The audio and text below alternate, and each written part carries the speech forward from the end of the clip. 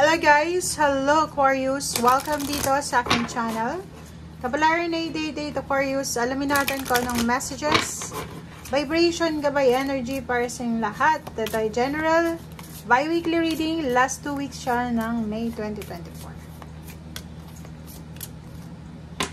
Okay. Oops. Aquarius. Wow. Number 32, 5. Wow. Differences, loyalty. Nako, kaloka.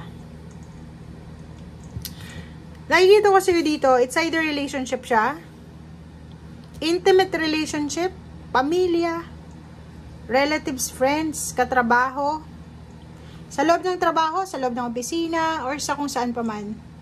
Mag-iingat ka, dahil posibleng magkaroon ka ng kaaway. 'Di ba? Kung makikita mo dito, ki-questionin mo yung loyalty ng mga tao sa paligid mo, Aquarius. Meron kang nararamdaman sa instinct mo. Sa intuition ba? May nararamdaman ka na yung mga taong malapit sa'yo ay parang tinatrader ka. Or yung mga taong feeling mo kakampi mo ay hindi mo pala kakampi. Parang ganun. Relationship issues, hindi mo maiintindihan sa last 2 weeks na to yung pagkakaiba-iba ng mga ugali ng tao. So, pwedeng matrigger yung emotion mo, pwedeng makatrigger ka din ng emotion ng ibang tao. And siguro ang focus mo sa ngayon is sarili mo lang, 'di ba? Gusto mong maging parang masaya. Self-love to eh. Diba?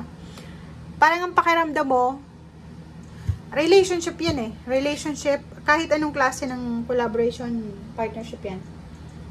Magkakalabuan kayo. Or pwedeng may pagkakataon dito, hindi kayo magkaintindihan. Iba yung opinion niya, iba yung opinion mo. Iba yung pinanggagalingan niya, iba din yung pinanggagalingan mo. Iba yung direction na gusto mong tahakan, iba din yung gusto niya. Okay? Na parang nararamdaman mo na ay, hindi ito yung taong para sa akin. Ay, hindi ito yung trabahong para sa akin. Parang ganun. Kailangan kong i-secure ang aking sarili. Parang ganun. Nakafocus ka ngayon sa sarili mo. Parang ayaw mo nang masaktan. Ayaw mo nang mag-alala.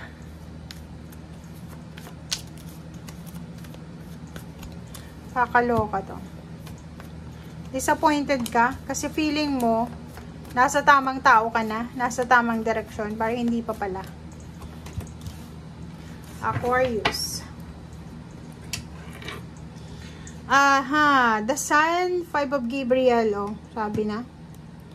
Mayroon kang challenges na pwedeng ma-encounter sa last 2 weeks ng May. Pero pwede mo naman na ma-settle ito. Hindi naman siya yung hindi mo mariresolve na issues o hindi mo naman mahahanap yung solution. Hindi. Yung pagdadaanan mo sa last 2 weeks ng May na challenge is pwede mong ma-resolve.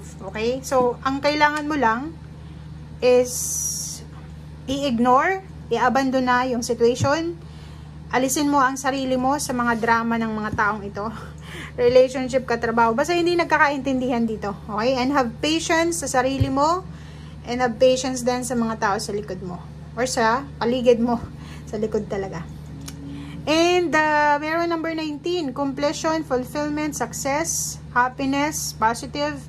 Sinasabi na may posibleng parating na tagumpay. Or nagbabadyang success. Yun ang nakikita natin. So, after mo sigurong makipaghiwalay dito. Or after mong tapusin yung connection, doon papasok yung tagumpay sa buhay mo, yung positivity.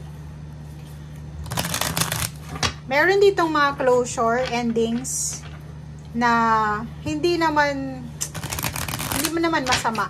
Parang redirection siya. Blessing in disguise pa.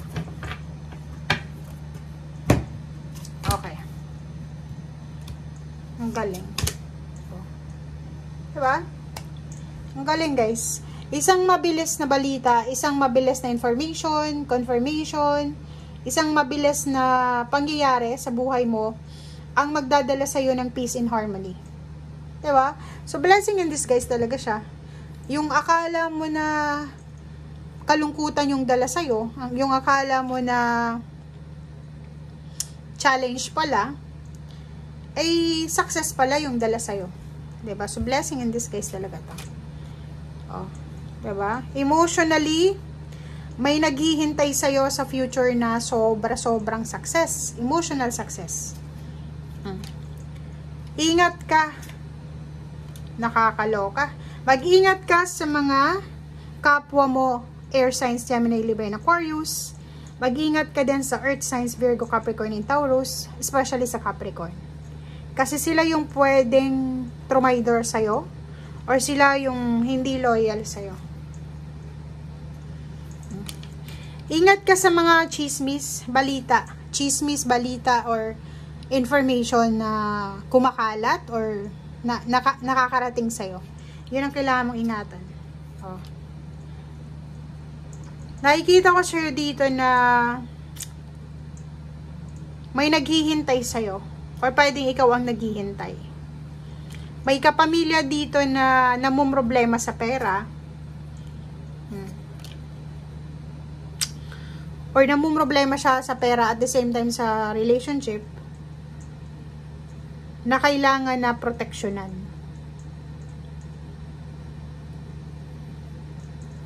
Parang nakikita ko sa'yo dito, kailangan mo talaga yung self-worth dito. Kailangan mo proteksyonan yung sarili mo, yung puso mo, proteksyonan mo din yung pera mo. Kasi pwedeng ang mga taong ito na Seven of Swords and the Devil is hindi lang relationship to, pwedeng money din. Pwedeng may mga taong nakapaligid sa'yo na scammer, manggagancho, or alam mo na yon. And mayroon din na mga sa relationship gusto lang lukohin ka, hindi ka naman siseryosohin or pakakasalan or ganito ganyan. Oh, tingnan mo. Magpakatatag ka sa usaping pera. If yung problema mo ngayon is pera, like marami kang mga utang, kailangan mong masettle yung finances mo, sinasabi ng baraha sa'yo dito, magpakatatag ka. Be strong, be courageous.